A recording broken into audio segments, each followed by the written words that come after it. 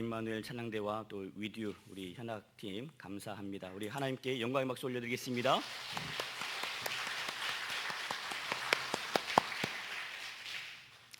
할렐루야. 오늘 말씀 제목 함께 읽어보실까요? 천국을 소유하려면. 천국을 소유하려면. 오늘 말씀은 밭에 감추어진 보화와 값진 진주 이야기입니다. 우리가 마태복음 13장 시작하면서 여러 가지 비유 말씀을 보았습니다마는 지금까지의 비유 말씀이 천국이 어떤 곳이고 천국을 준비하는 마음가짐이 어때야 하는지에 관한 말씀이었다면 오늘 말씀은 이제 실제편입니다. 그 천국을 바라보았어요. 천국을 발견했습니다. 그때 어떻게 해야 할 것인가? 거기에 관한 말씀이에요. 천국을 소유하려면 말씀하십니다. 자기의 소유를 다 팔아 사야 하느니라. 삶의 목표를 성공이 아닌 천국 백성 되는 곳에 두라는 말씀이죠. 2011년 4월 10일 전북 김제의 어느 밭에서 돈다발이 무더기로 발견이 됐습니다. 5만원권 지폐로 약 110억 원이나 됐어요. 돈을 보니까 다들 너무 좋아하시네. 사건의 전말은 이렇습니다. 불법 도박 사이트를 운영했던 이모 씨가 엄청난 수익을 거뒀어요. 그리고 그 돈을 주체할 수 없어서 돈을 이제 보관하기 위해서 누나한테 맡깁니다. 그랬더니 그 누나가 집에다가 보관하기 시작하는데 여러분이라면 돈을 어디다 보관하시겠어요? 김치통에다가 돈을 차곡차곡 담아서 김치 냉장고에다 집어넣었고요. 다 차서 놓을 데가 없으니까 그 다음에는 페인트통에다가 돈을 담아가지고 다용도실에 보관을 했습니다. 그랬는데도 보관할 곳이 없어요. 집안에 그 많은 돈을 쌓아놓고 있자니 불안한 마음도 들고, 그래서 이 사람이 어떻게 했게요? 인근 밭을 사가지고 현금 110억 원을 다 땅속에 묻어 두었습니다. 얼마 안 있고 나서 원래 땅 주인이 찾아왔어요. 그 마늘밭에 내가 정성껏 나무 몇 그루를 심어놨는데 그 나무를 내가 뽑아가야 되겠다고. 그러면서 포크레인을 끌고 왔습니다. 그리고 포크레인을 파는데 거기서 페인트통 2개가 발견된 거예요. 여러분, 이 사람 이걸 누가 지켜보고 있었을까요? 새로 그 땅을 산 사람이, 돈을 묻은 사람이 노심초사 지켜보고 있다가 페인트통이 발견되니까 그거 덮으라고 그 오물 들어있다고. 그리고 덮었습니다. 그리고 나서 일단락 된 줄 알았는데 저녁에 와서 다시 살며시 거기를 파봤는데 그 페인트통이 있었을까요? 없었을까요? 페인트통 2개가 사라지고 없었어요. 그 안에는 무려 7억이 담겨 있었습니다. 이모 씨가 화가 잔뜩 났어요. 그래서 포크레인 기사한테 찾아가서 따져 물었습니다. 당신이 가져갔지? 그 페인트통 안에 현금 7억이 들어있었노라고. 당신 그 안에 오물이 들어있었다면서 왜 나한테 그런 말 하느냐. 이제 포크레인 그 기사도 억울한 거예요. 그래서 그 길로 경찰에게 신고를 했고 경찰이 찾아와서 그 땅을 뒤집어 엎었고 그 땅 안에 감춰져 있었던 현금 110억 원이 그렇게 세상에 드러나게 되었습니다. 결국 돈을 감췄던 이모 씨는 도박 수익금 은닉죄로 구속이 됐고요. 110억 원은 국고로 환수되었습니다. 그 일이 있고 나서 한동안 동네 사람들이, 그리고 그 소식을 들었던 사람들이 김제 땅에 가가지고 열심히 밤마다 삽질했다는 그런 일이 있었는데 정말로 그랬어요. 오늘 말씀도 땅에 감추어진 보화 이야기로 시작을 합니다. 자, 44절 상반절 함께 읽어보겠습니다. 천국은 마치 감추인 보화와 같으니. 이스라엘은 예부터 지리학적인 요인 때문에 크고 작은 전쟁이 끊이지 않고 있죠. 지금도 전쟁 중에 있습니다. 팔레스타인 가자지구 포성이 끊이지 않습니다. 그래서 재산을 안전하게 지키기 위해서 사람들이 어떤 방법을 택했냐면 돈을 땅에 묻기 시작했어요. 그러면 누구만 압니까? 묻은 사람만 아는 거죠. 근데 문제가 있어요. 묻었던 사람이 그 돈에 대해서 얘기하지 않고 어느 날 갑자기 죽어버리면, 그리고 워낙 잘 묻어놨는데 묻어둔 곳을 잊어버렸어요. 그러고 나면 그 땅에 감춰져 있는 보물은, 그 돈은 영영이 찾지 못하게 되는 겁니다.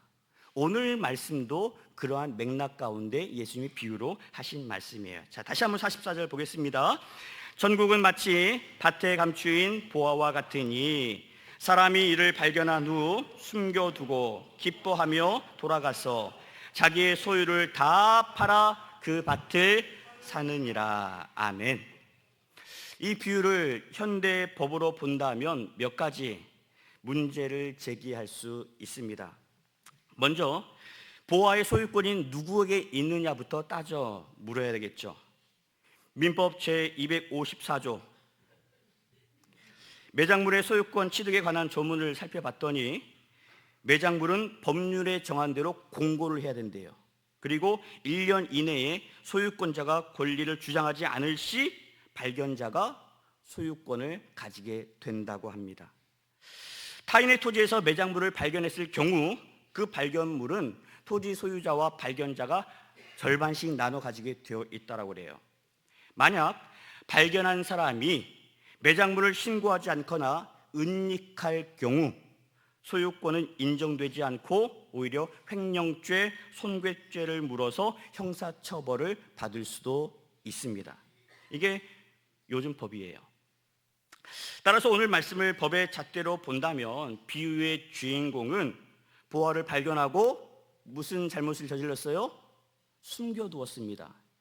은닉했어요. 신고하지 않은 거죠. 뿐만 아니라 매장물의 소유권의 규정으로 보면 절차상 불법의 소지 역시 다분한 사건입니다.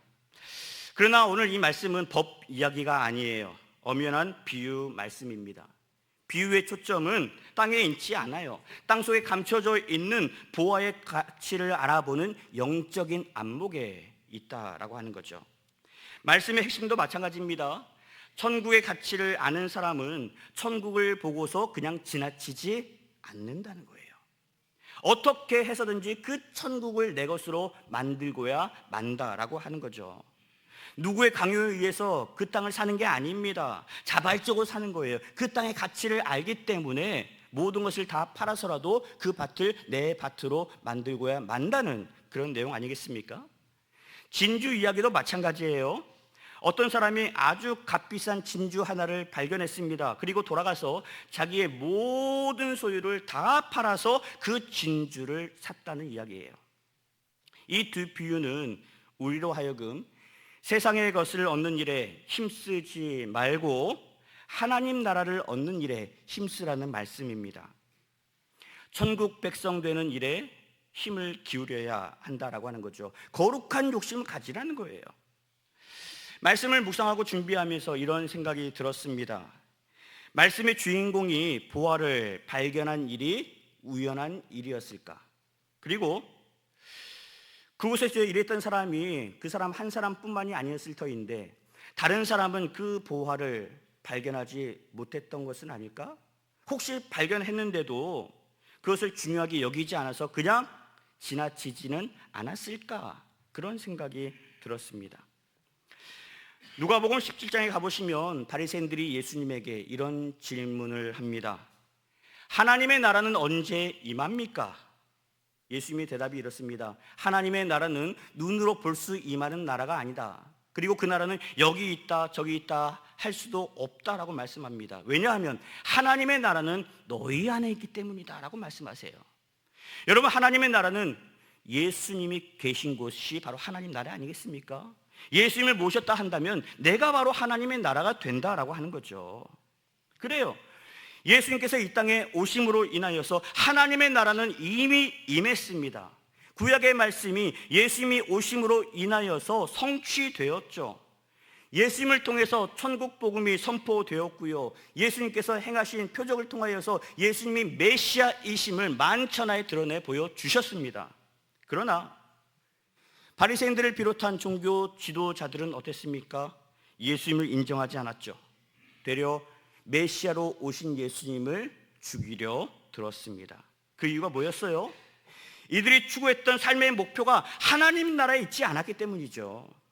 자기들의 유익에 맞춰져 있었기 때문에 그렇습니다. 하나님께서 주시는 평안을 누리기보다 그저 이 땅에서 어떻게 하면 잘 살 수 있을까? 어떻게 하면 잘 먹고 편하게 살 수 있을까? 여기에 맞춰져 있었기 때문에 그렇습니다.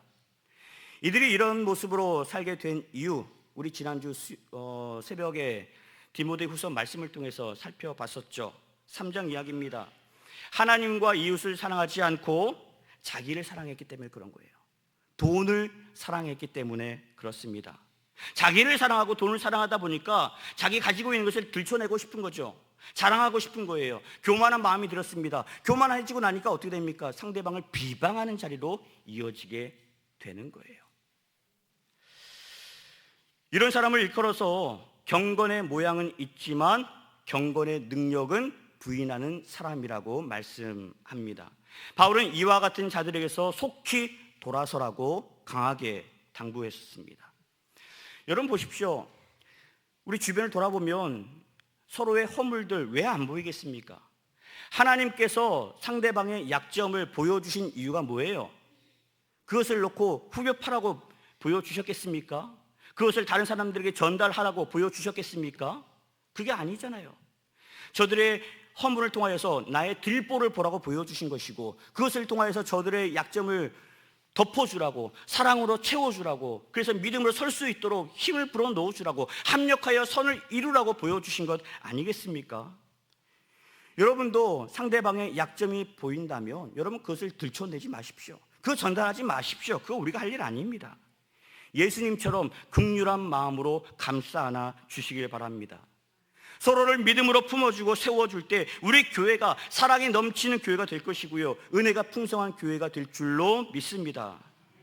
여러분 모두가 그리스도의 선한 일꾼 되셔서 주님의 몸된 교회를 온전하게 세워가는 귀한 은혜가 함께할 수 있기를 주님의 이름으로 간절히 축원합니다.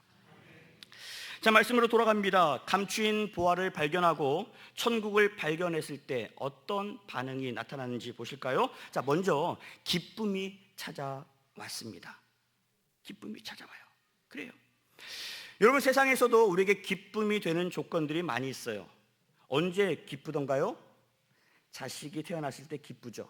그 자식이 첫걸음을 떼었을 때도 기쁩니다. 자식이 자라서 학교에 가는 것도 기쁘고요, 좋은 성적으로 좋은 학교에 들어갔을 때도 기쁘고요, 원하던 직장에 취직했을 때도 기쁘고요, 결혼했을 때도 기쁘고요, 여러분들이 원하는 바를 이루었을 때도 기쁨이 넘쳐났을 겁니다. 그죠?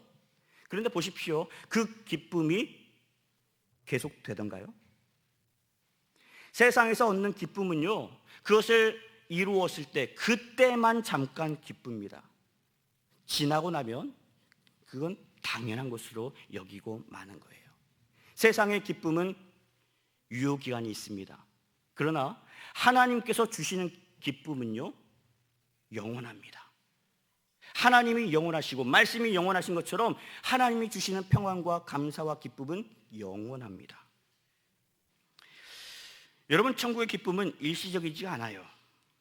처음 누렸던 그 기쁨 끝까지 가는 겁니다. 내년에 우리 교단 표가 뭐냐면 첫사랑을 회복하자예요. 첫사랑을 회복하자. 여러분, 우리 믿음도 첫사랑을 회복했으면 좋겠어요. 그때만 기뻐하고 세상의 기쁨처럼 그 유효기간이 그냥 끝나버린 기쁨 말고 그 첫사랑이 끝까지 이어지는 그런 은혜 가운데 살아갔으면 좋겠습니다. 제가 가장 기뻤을 때가 언제냐면 예수님의 구속의 사건이 믿어졌을 때였어요. 예수님이 정말 나를 위해서, 내 죄를 대속하기 위해서 십자가에 달려 죽으셨구나, 죄 없으신 예수님이 나를 구원하기 위해서 모진 고초를 당하시고 십자가의 보혈로 내 죄를 사해 주셨다는 그 사실이 깨달아지고 믿어졌을 때 얼마나 기뻤는지 모릅니다. 세상을 다 가진 것 같은 기쁨이 제게 찾아왔어요. 근데 그 기쁨이 여러 가지 일들로 인하여서 묻혀질 때가 있더라고요. 그 기쁨은 영원한데, 그 기쁨은 끝이 없는데 그 기쁨이 때론 잊혀질 때가 있었습니다. 여러분, 그때마다 다시 첫사랑을 회복하셔야 되는 거예요. 말씀 앞에 쓰셔야 되는 겁니다. 겸손하게 쓰셔야 됩니다. 하나님이 내게 주신 말씀을 통해서 그 기쁨과 감사를 회복할 수 있었으면 좋겠어요. 다음 주 치러지는 추수감사 축제가 그런 감사를 회복할 수 있는 복된 시간 될 수 있기를 축원합니다. 여러분, 예수님을 믿음으로 얻는 기쁨은요, 예수님께서 주시는 구원의 기쁨은요, 이 세상 그 어떤 기쁨과도 비교할 수 없습니다. 이 기쁨을 우리가 누리며 살게 되면 세상의 환경을 이기게 될 줄로 믿습니다. 그래서 그 기쁨 가지고 살아가야 된다라고 하는 거예요. 누군가가 여러분에게 지금까지 살아오면서 가장 잘한 일을 꼽으란다면 여러분 무엇을 꼽으시겠습니까? 지금 옆에 있는 배우자를 만난 것이 가장 잘한 일이다라고 꼽으시겠습니까? 왜 고개를 설렁설렁 흔드세요? 그렇게 고백하셔야지. 그런데 정말로 잘한 일이 무엇인가 라고 돌아본다면 여러분 이게 아닐까요? 예수 영접한 일. 예수님이 나를 구원해 주셨다는 사실을 믿고 내가 예수님의 은혜 가운데 살기로 작정한 일, 여러분 그 일이 가장 잘한 일 아닐까요? 여러분 누가 물어보면 예수님을 영접한 그 일이 내가 가장 잘한 일이라고 자신 있게 고백할 수 있기를 바랍니다. 믿음 생활은요 이런 자세로 하는 거예요. 이런 은혜로 감사 가운데 하는 겁니다. 자, 천국 부활을 발견하고 기뻐했던 그 사람이 그 다음에 했던 일을 보실까요? 자기의 소유를 다 팔아 그 밭을 사느니라. 여러분 무엇 때문에 이런 행동을 하게 되었을까요?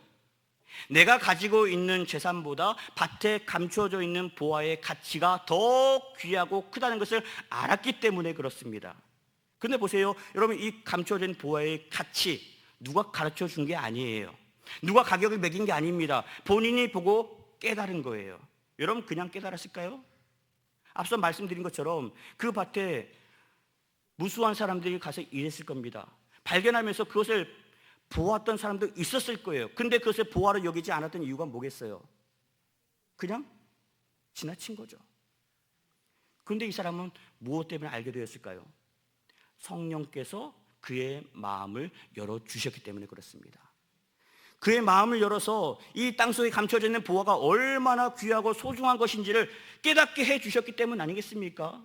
여러분 이런 은혜가 성령께서 하시는 일입니다. 그래서 예배 드리러 나올 때마다 이런 자세로 나와야 되는 거예요. 하나님, 오늘 목사님을 통해서 주시는 말씀 가운데 하나님의 음성을 듣게 해주십시오. 그 말씀을 내 일생일대의 최고의 말씀으로 받아들일 수 있는 그런 마음을 저에게 허락해 주십시오.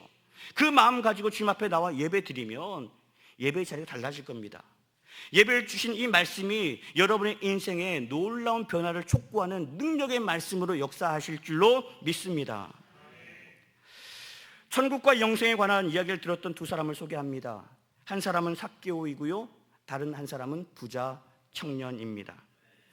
누가복음 19장에 가보시면 삭개오를 이렇게 소개해요. 그는 세리장이요 또한 부자라. 그런데 그는 세리라는 직업 때문에 늘 외로웠습니다. 속마음을 터놓고 얘기할 친구가 없었기 때문이죠. 그런 그에게 어느 날 예수님께서 찾아오셔서 삭개오의 이름을 부르십니다. 삭개오야, 삭개오야, 내가 오늘 너희 집에 머물러야 되겠다. 그러니 속히 내려오너라. 삭개오는 예수님이 자기 이름을 아시고 불러주신 일이 너무나 기뻤습니다. 급히 내려와서 예수님을 모시고 집으로 돌아갑니다. 그리고 결심한 바를 예수님께 말씀드리죠.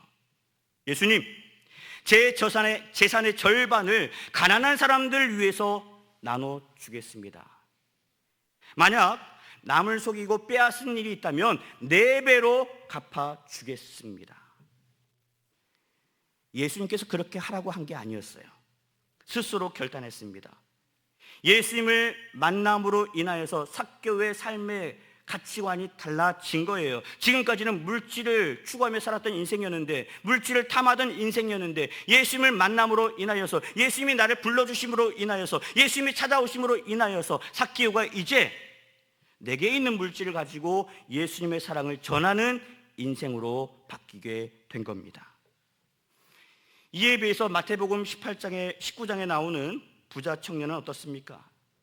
그도 예수님을 만났어요. 그런데 다른 반응을 보입니다. 예수님은 어떻게 하면 영생을 얻을 수 있겠습니까?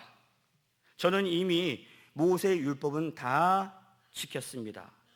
나름 칭찬도 듣고 싶었을 거예요.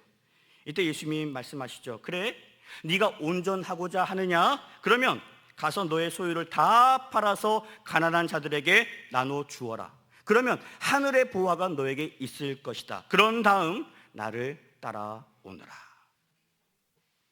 이때 부자 청년이 어떻게 반응을 보입니까? 마태복음 19장 22절 같이 읽겠습니다. 그 청년이 재물이 많음으로 이 말씀을 듣고 근심하며 가니라. 아멘. 무엇이 이런 차이를 가져왔을까요? 삭개오는 물질보다 예수님의 은혜가 더 귀하다는 것을 깨달았기 때문이고요. 부자 청년은 여전히 재물에 대한 미련을 버리지 못했기 때문에 그렇습니다. 예수님께서 오늘 밭에 감추인 보화 비유를 통해 말씀하십니다. 하나님의 나라는 너희가 가진 전부를 팔아서라도 반드시 얻어야 하는 나라라고 말씀합니다. 하나님의 백성으로 누리는 기쁨은 세상의 기쁨과 비할 바 아니라고 가르쳐 주십니다. 오늘 첫 번째 비유의 주인공은 천국을 발견하고 천국을 내 것으로 삼기로 작정을 했습니다.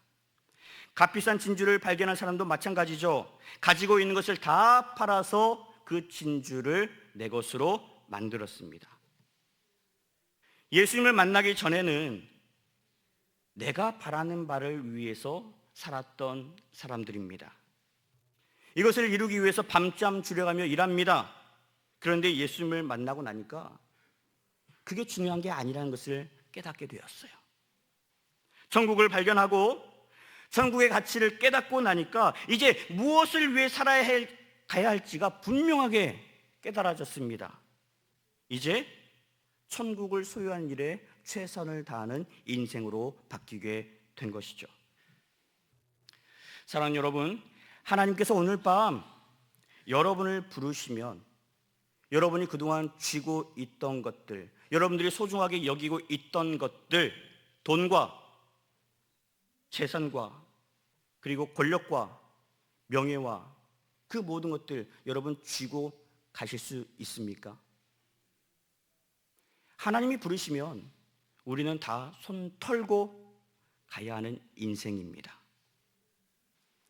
하나님이 부르시면 이 세상에서 그렇게 안달부달하면서 살았던 그 모든 것들 부질 없는 거예요. 그런데 많은 사람이 지금도 그것을 향해서 달려갑니다. 그것을 얻기 위해서 수단과 방법을 가리지 않습니다. 심지어 믿음으로 살아가는 우리 중에도 그런 사람들이 더러 있다라고 하는 거죠. 더 넓은 집에 살고 싶어서 허리띠를 졸라 맵니다. 조금 더 벌기 위해서 주의 일도 뒤로 한 채 그렇게 바쁘게 살아가고 있는 사람들이 있습니다. 예수님은 그런 우리에게 말씀하세요. 천국을 소유하려면 너희가 가지고 있는 모든 것을 다 팔아서라도 그 밭을 사야 한다라고 말씀합니다. 바울은 예수님을 만난 다음에 이렇게 고백을 하죠. 내게 유익하던 모든 것을 그리스도를 위하여 해로 여기게 되었노라. 자, 그 이유 말씀으로 한번 살펴보겠습니다. 빌립보서 3장 8절에서 9절 상반절 말씀 같이 고백해 보실까요? 내 주 그리스도 예수를 아는 지식이 가장 고상하기 때문이라. 내가 그를 위하여 모든 것을 잃어버리고 배설물로 여김은 그리스도를 얻고 그 안에서 발견되려 함이니. 아멘. 바울은요, 내게 찾아오신 예수님을 만난 그때부터, 예수님을 내 인생의 주인으로 모신 그때부터 예수님을 아는 지식이 가장 고상하다는 것을 깨달았습니다. 그러면서 내가 가진 그 모든 것들을 내려놓았습니다. 그동안 쌓아왔던 모든 업적들, 공로까지도 다 배설물로 여기게 되었습니다. 이는 예수 그리스도를 얻었기 때문이다. 내가 예수 안에서 발견되기 위함이다. 바울은 자신이 이렇게 변화된 것은 전적으로 그리스도를 믿는 믿음 덕분이라고 고백했습니다. 말씀을 정리합니다. 예수님께서 오늘 말씀하신 두 가지 비유, 밭에 감추인 보화와 진주는 결국 천국을 의미합니다. 천국은 다시 예수 그리스도를 의미하죠. 예수 그리스도를 통하지 않고 천국에 들어갈 수 없기 때문에 그렇습니다. 예수님께서 이 비유를 통해 말씀하시고자 하시는 핵심은 이렇습니다. 세상에서 잠깐 누리는 것, 돈과 명예와 권세와 쾌락에 목숨 걸지 말고 영원한 것, 천국 소망을 가지고 살아가야 한다. 천국 백성 되는 일에 모든 것을 걸어야 한다. 목숨을 걸어야 한다. 그렇게 얘기합니다. 그래서 천국 보화를 발견했다면, 값비싼 진주를 발견했다면 온 힘을 다해서 그것을 너희 것으로 삼으라 라고 말씀하세요. 말씀으로 살고 예수 그리스도의 십자가의 은혜로 살아야 한다 라고 말씀하고 계십니다. 여러분, 이를 위해서 우리가 갖춰야 될 게 있어요. 그것은 바로 가치를 알아볼 수 있는 눈입니다. 믿음의 안목이 필요하죠. 여러분, 이 눈은요, 세상의 것을 바라볼 때 생기지 않습니다. 하나님을 바라볼 때 생깁니다. 예수님을 바라보고 말씀 앞에 믿음으로 설 때 이 믿음의 영안이 열리게 되는 겁니다. 그 믿음의 눈을 가지고 천국 보화를 발견했다면 그 다음에 뭐 해야 되겠어요? 그 보화를 내 것으로 만들어야 하는 겁니다. 천국의 기쁨이 얼마나 큰지를 알았다면 이제는 행동으로 옮기셔야 합니다. 천국을 사모하고 천국 백성으로 사는 기쁨을 누리실 수 있어야 하는 겁니다. 감사함으로 여러분 바라보십시오. 그리고 그것을 소유하십시오. 근데 여러분, 천국 백성 사는 것 그냥 되지 않습니다.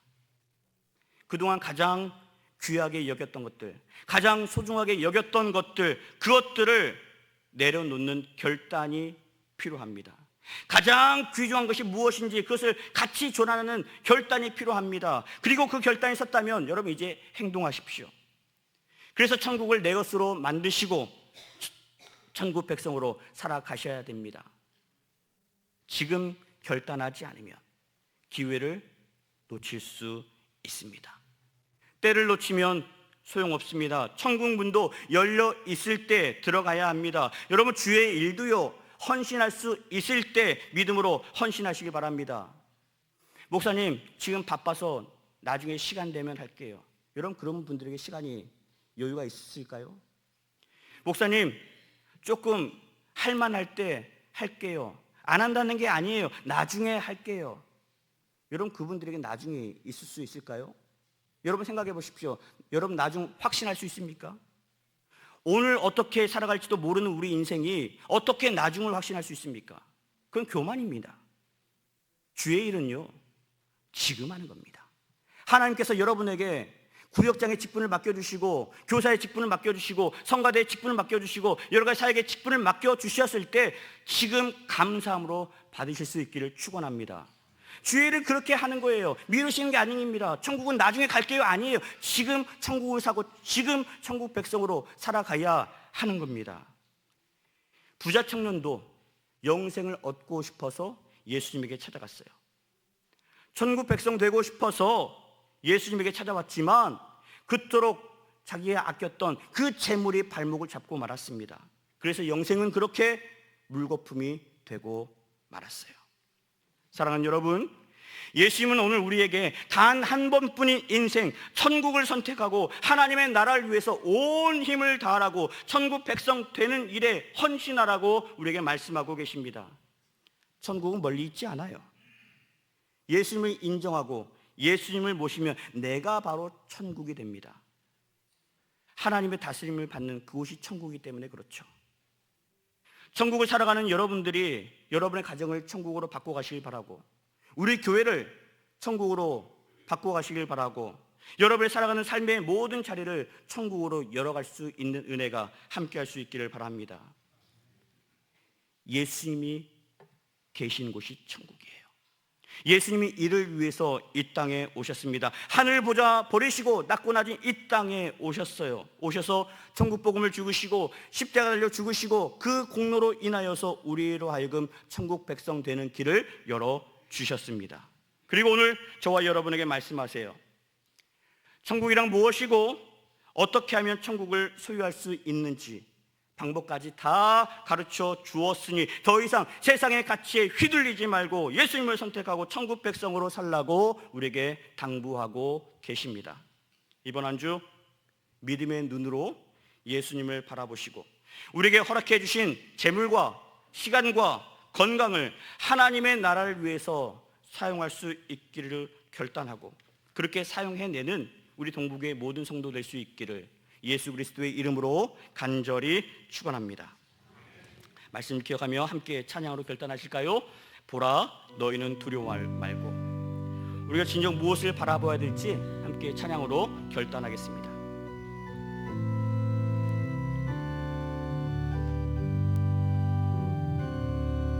보라 너희는 두려워 말고 보라 너희를 인도한 나를 보라 너희는 지치지 말고 보라 너희를 구원한 나를 너희를 치던 적은 어디 있느냐 너희를 억누르던 원수는 어디 있느냐 보라 하나님 구원을 보라 하나님 능력을 너희를 위해서 싸우시는 주의 손을 보라. 이런 찬양하실까요?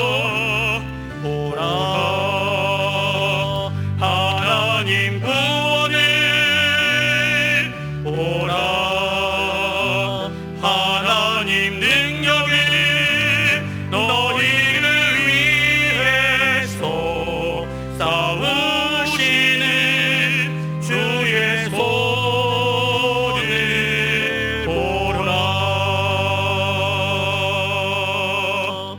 그렇습니다. 우리 주님은 지금도 우리를 위해 싸우고 계십니다.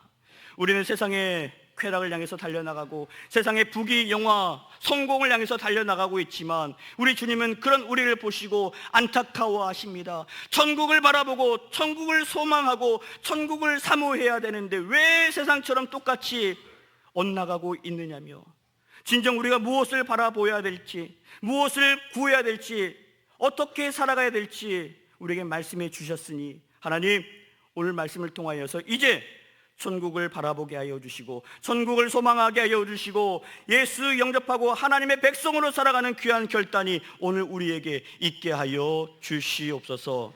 우리 부모 형제들에게 그런 은혜가 있게 하여 주시고 우리 자녀들에게 그런 은혜를 허락하여 주시기를 원하고 우리 모든 성도들이 합심하여 하나님의 나라를 열어갈 수 있는 귀한 은혜를 허락하여 주옵소서. 믿음으로 주를 바라보게 하여 주시고 이번 한 주도 천국을 살게 하여 주시고 천국 백성 된 기쁨과 감격으로 말미암아 감사하고 또 감사하며 살아갈 수 있는 하나님의 선한 백성들 되게 하여 주옵소서. 감사드리고 예수 그리스도의 이름으로 기도하옵나이다. 아멘. 비전 선포하겠습니다.